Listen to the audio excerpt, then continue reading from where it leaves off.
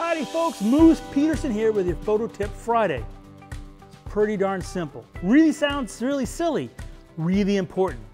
And that is, don't fire the camera by lifting the finger up and down.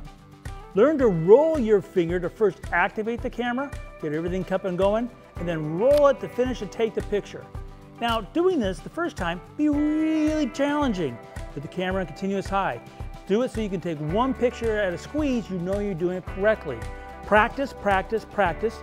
Anytime you want, you'll make perfect. This tip and so much more is part of my new KelbyOne class, The Secrets of Creating Super Sharp Images. Check it out at KelbyOne.com.